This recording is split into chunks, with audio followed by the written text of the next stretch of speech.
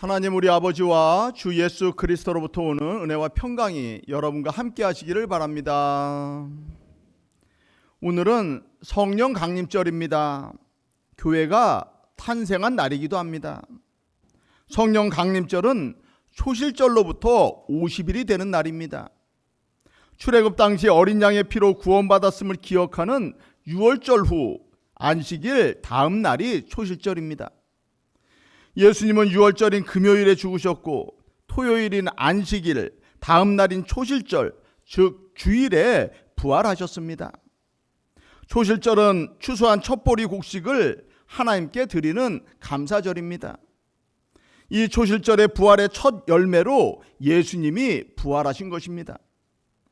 초실절 이후 본격적 보리 수확이 이루어지듯이 예수님의 부활을 통해 우리 역시 부활의 소망 가운데 살게 되는 것입니다. 고린도전서 15장은 그리스도께서 잠자는 자들의 첫 열매가 되셨다라고 했습니다.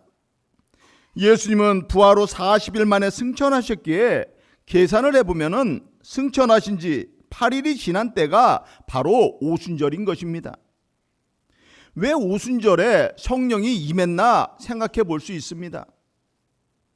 유대인에게 8이라는 숫자는 새로운 존재, 새로운 출발을 의미하는 숫자입니다. 하나님은 세상을 6일 동안 창조하시고 7일째 안식하셨기에 8일은 새로운 날의 시작인 것입니다.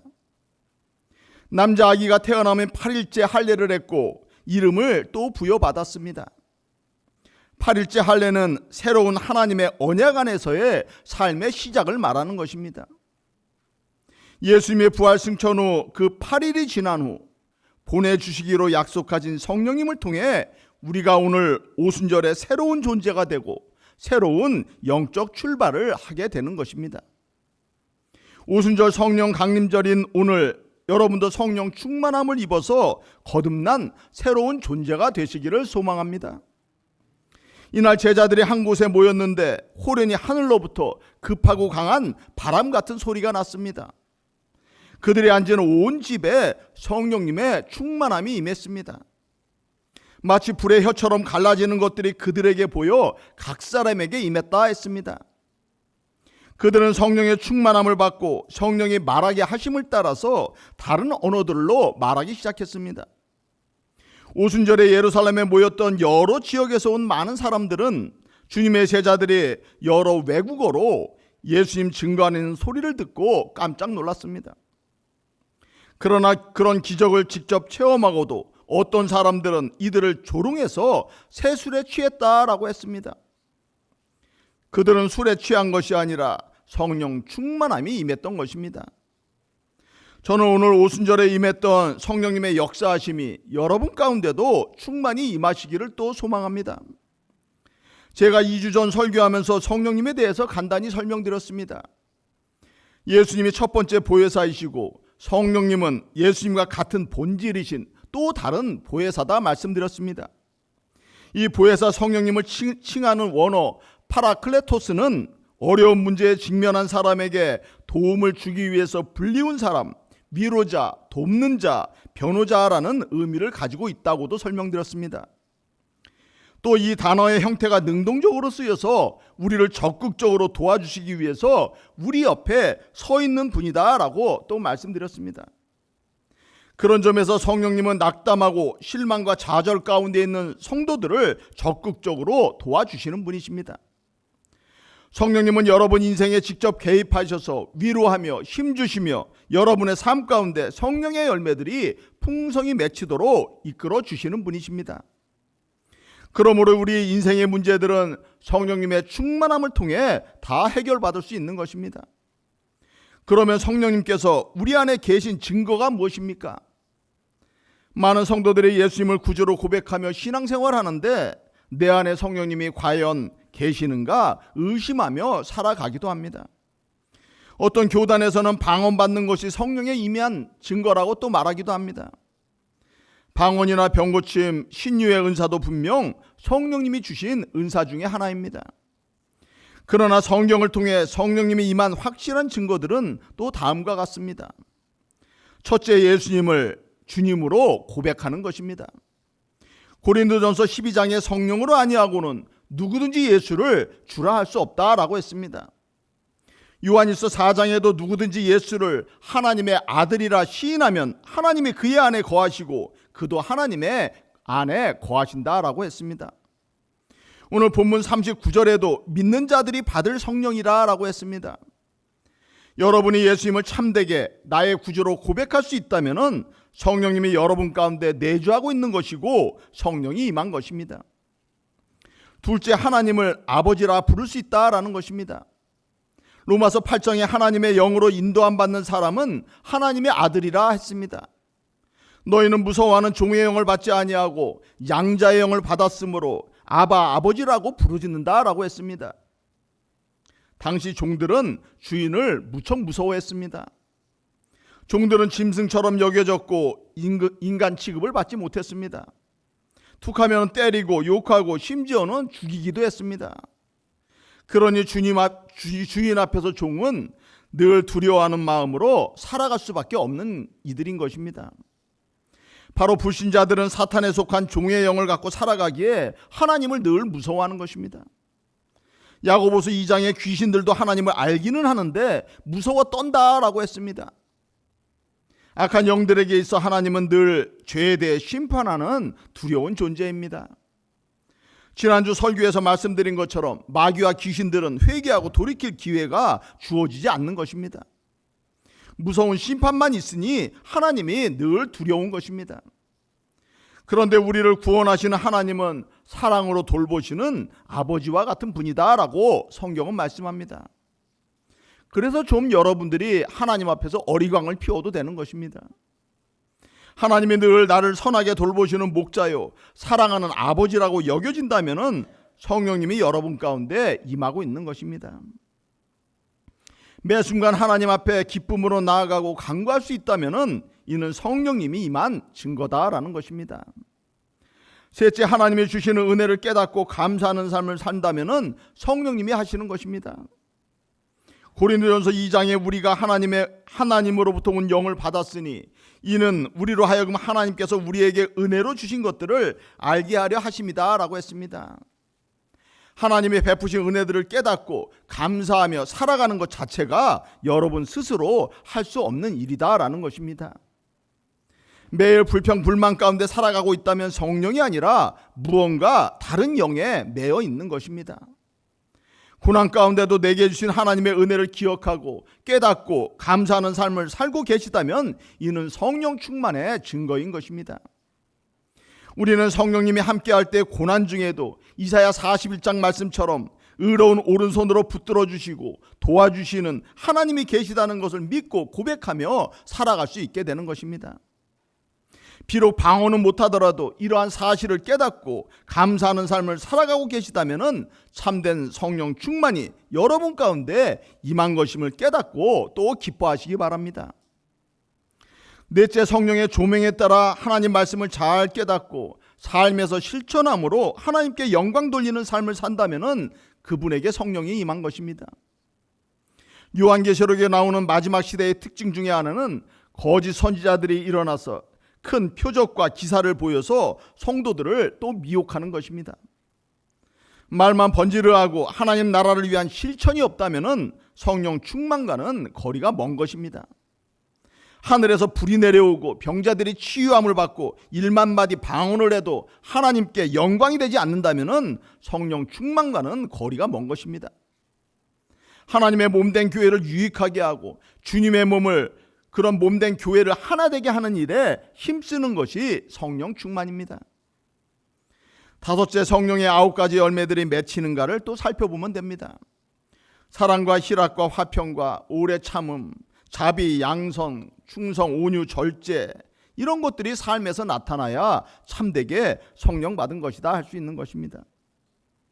성령의 은사와 열매는 다양하고 우열도 없고 필요에 따라 하나님이 주권적으로 나누어 주시는 은사입니다. 그럼에도 이 중에 가장 귀한 은사 하나를 택하라고 하라면은 사랑의 은사인 것입니다. 고린도전서 13장은 말씀합니다. 내가 사람의 방언과 천사의 말을 할지라도 사랑이 없으면 소리나는 구리와 울리는 꽹과리가 되고 내가 예언하는 능력이 있어서 모든 비밀과 모든 지식을 알고 또 산을 옮길 만한 모든 믿음이 있을지라도 사랑이 없으면은 내가 아무것도 아니요. 내가 내게 있는 모든 것을 구제하고 또 내 몸을 불사르게 내어줄지라도 사랑이 없으면 내게 아무 유익이 없다라고 했습니다. 사도 요한은 요한일서 4장에서 하나님은 바로 사랑이라 고백했습니다. 사랑과 긍휼을 실천하시는 분이 바로 성령 충만하신 분인 것입니다. 여섯째, 죄에 대해 민감함입니다. 성령이 충만해지면은 대수롭지 않게 여기던 일들도 죄로 보이기 시작하고 하나님 앞에서 겸손해지게 되는 것입니다. 그러므로 하나님 앞에서 자기 잘났다고 하는 이단 교주들이나 목회자나 지도자들은 일단 성령 충만과는 거리가 먼 사람이라 보면 맞는 것입니다. 일곱째, 마음 깊은 곳에서 터져나오는 자발적인 찬송과 기도와 말씀 사모가 또 나타나는 것입니다. 물론 악한 영도 광명의 천사처럼 경건하게 하나님을 찬양하는 듯 모방하고 위장할 수도 있습니다. 악한 영들에 들린 이들도 하나님의 말씀 듣는 자리에 나오기도 합니다. 그래서 영적 분별이 또 필요한 것입니다. 하지만 정말 성령이 임한 분들은 하나님을 진심으로 찬양하고 기도하고 말씀을 사모하게 되어 있는 것입니다. 이 모든 성령의 증거들이 내 안에 있는가 살펴보며 없다면은 성령님 보내주시기를 기도하며 여러분은 신앙생활해야 하는 것입니다. 이제 본문을 좀 살펴보겠습니다. 명절 끝날 곧 큰 날에 예수께서 서서 외치셨다라고 했습니다. 늘 앉아서 말씀하시던 주님이 서서 외치셨다는 것은 그만큼 애타고 간절한 호소를 하고 있음을 볼 수 있습니다. 외치셨다라는 헬라어 단어 에크락센의 어원은 까마귀의 크고 날카로운 울음에서 나왔다고 합니다. 주님이 백성들의 구원을 위해서 참을 수 없어서 절박하고 큰 소리로 부르짖었음을 우리가 알 수 있는 것입니다. 예수님은 죄된 여러분의 구원을 정말 원하고 계시는 것입니다. 주님은 당신에게 나와 영원한 생명 얻기를 간절히 바라시면서 서서 큰 소리로 외치신 것입니다. 이때가 초막절인데 초막절은 출애굽한 이스라엘 백성들이 광야에서 40년간 장막 생활한 것을 기억하는 절기입니다. 특별히 생수를 주신 하나님의 은혜를 기억하는 절기입니다. 초막절은 온 이스라엘 땅이 가뭄으로 바짝바짝 말라가는 건기의 끝자락에 있습니다. 타는 듯한 가뭄으로 온 세상의 물에 대한 갈증을 호소하는 시기입니다.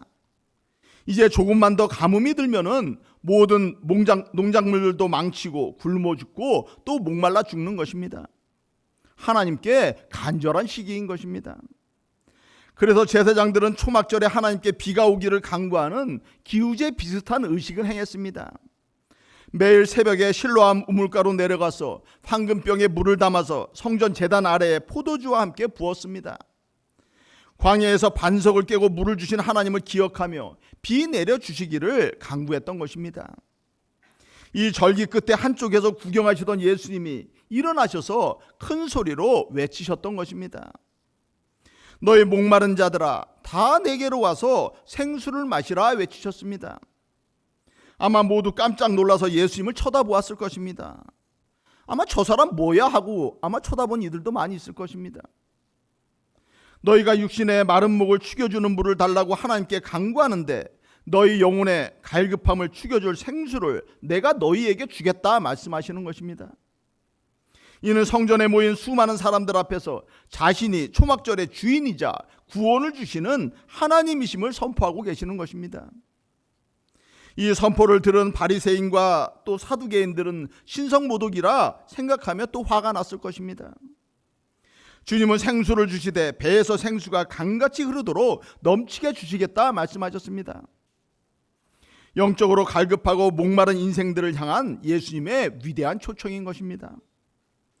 우리 인간들 가운데는 돈과 권력과 명예를 얻어도 채워지지 않는 영적인 갈증이 있는 것입니다.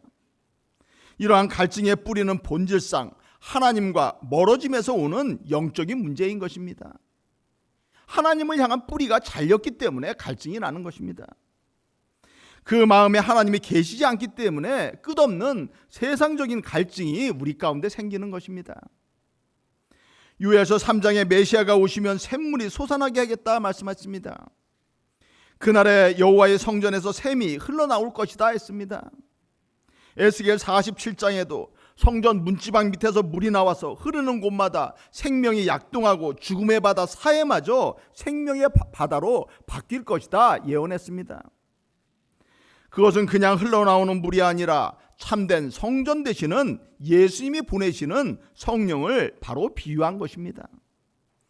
예수님의 영 성령이 임하는 곳마다 영적으로 죽은 생명들이 살아나고 회복되는 역사가 나타나게 될 것입니다. 오늘 모든 목마른 자들아 내게 오라는 주님의 외침은 구약 예언처럼 메시아인 내가 영적 갈증을 해결해 주겠다라는 선언입니다. 여러분은 어떤 영적 갈증이 있으십니까? 돈과 권력과 명예에 대한 갈증입니까? 이런 갈증 말고 사슴이 시냇물을 찾기에 갈급하듯 하나님을 향한 갈증이 있으십니까?